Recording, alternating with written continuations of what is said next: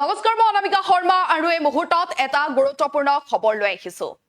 2041 চনত হিন্দু মুছলমান সমতা হ'ব আৰু 2051 চনত অসমত সংখ্যাগৰিষ্ঠ হ'ব বৰ্তমানৰ সংখ্যালঘু মুছলমান আৰু ৰাজ্যৰ মুখ্যমন্ত্ৰী ডক্টৰ হিমন্ত বিশ্ব শৰ্মাই এই কথা উল্লেখ কৰাৰ পিছতে আজি সাংসদ গৌৰৱ গগৈ এতিয়া প্ৰতিক্ৰিয়া প্ৰকাশ কৰিছে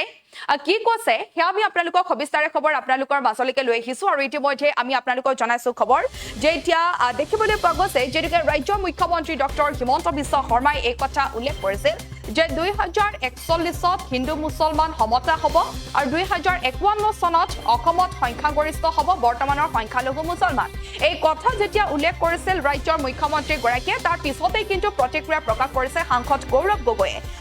গগৈ ইতিমধ্যে এই কথা উল্লেখ কৰিছে যে ৰাজ্যৰ মুখ্যমন্ত্ৰী ডক্টৰ হিমন্ত বিশ্ব শৰ্মাই হিন্দু মুছলমানক লৈ ৰাজনীতি কৰিছে কংগ্ৰেছৰ বৈঠকত ব্লু প্ৰিণ্টক লৈ মুখ্যমন্ত্ৰীয়ে ভয় খাইছে বুলি ইতিমধ্যে এই কথা উল্লেখ কৰিছে ৰাজ্যৰ মুখ্যমন্ত্ৰী ডক্টৰ হিমন্ত এই কথা উল্লেখ কৰিছে সাংসদ গৌৰৱ গগৈ এই কথা উল্লেখ কৰিছে লগতে গৌৰৱ গগৈ আন এক প্ৰসংগ উত্থাপন কৰিছে কা আৰু হিন্দু মুছলমানক লৈ সিএমএ ৰাজনীতি কৰিছে বুলি এই কথা উল্লেখ কৰিছে আৰু কা আন্দোলনক লৈও যেহেতুকে গৌৰৱ গগৈ মন্তব্য কৰিছে যে ইতিমধ্যে এই কথা উল্লেখ কৰিছে সাংসদ গৌৰৱ গগৈ লগতে এই কথা উল্লেখ কৰিছে যে হিন্দু মুছলমানক লৈ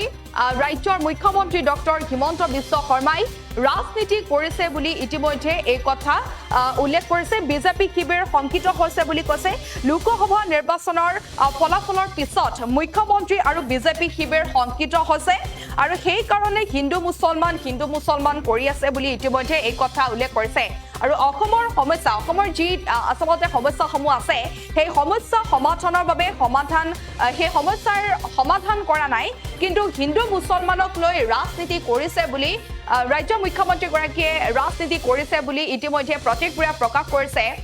গৌৰৱ গগৈ প্ৰতিক্ৰিয়া প্ৰকাশ কৰিছে আৰু ভাৰতৰ জনসাধাৰণে সাম্প্ৰদায়িক ৰাজনীতি নাকচ কৰিছে মুখ্যমন্ত্ৰীৰ হিন্দু মুছলমান ৰাজনীতি অতি সোনকালে বন্ধ কৰা হ'ব বুলি ইতিমধ্যে এই কথা উল্লেখ কৰিছে সাংসদ গৌৰৱ গগৈ লগতে এই কথা উল্লেখ কৰিছে যে যেহেতু আমি জনাইছো যে হিন্দু মুছলমানক লৈ সিএমএ ৰাজনীতি কৰিছে বুলি কৈছে গৌৰৱ গগৈ আৰু কংগ্ৰেছৰ বৈঠকত ব্লু প্ৰিণ্টক লৈ মুখ্যমন্ত্ৰীয়ে ভয় খাইছে বুলি কৈছে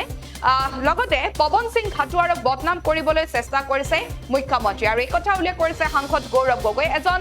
চাহ জনগোষ্ঠীয় নেতাক বদনাম কৰিব নালাগে বুলি কৈছে লগতে পবিত্ৰ মাৰ্ঘেৰিটাতকৈও যোগ্য আছিল কামাখ্যা দাসা আৰু চাহ জনগোষ্ঠীয় লোকক ইতিমধ্যে ৰাজ্যৰ মুখ্যমন্ত্ৰী গৰাকীয়ে পাই যেন লাগিছে আৰু সেইবাবে টেলিৰ টিকট কাটিছে তাছাক নিদিলে বুলি এই কথা উল্লেখ কৰিছে আৰু ইতিমধ্যে আমি জনাইছো যিহেতুকে ৰাজ্যৰ মুখ্যমন্ত্ৰী ডক্টৰ হিমন্ত বিশ্ব শৰ্মাই এই কথা উল্লেখ কৰিছিল যে 2041 হিন্দু মুছলমান সমতা হ'ব আৰু 2051 চনত অসমত সংখ্যাগৰিষ্ঠ হ'ব বৰ্তমানৰ সংখ্যালঘু মুছলমান আৰু তাৰ পিছতেই সাংসদ গৌৰৱ গগৈ ইতিমধ্যে প্ৰতিক্ৰিয়া প্ৰকাশ কৰিছে যে লোকসভা নিৰ্বাচনৰ ফলাফলৰ পিছত মুখ্যমন্ত্ৰী আৰু বিজেপি শিবিৰ শংকিত হৈছে যাৰ বাবে হিন্দু মুছলমানক লৈ ৰাজনীতি কৰিছে বুলি ইতিমধ্যে প্ৰতিক্ৰিয়া প্ৰকাশ কৰিছে গৌৰৱ গগৈ কি কৈছে সেয়া আমি আপোনালোকৰ মাজত লৈ আহিছো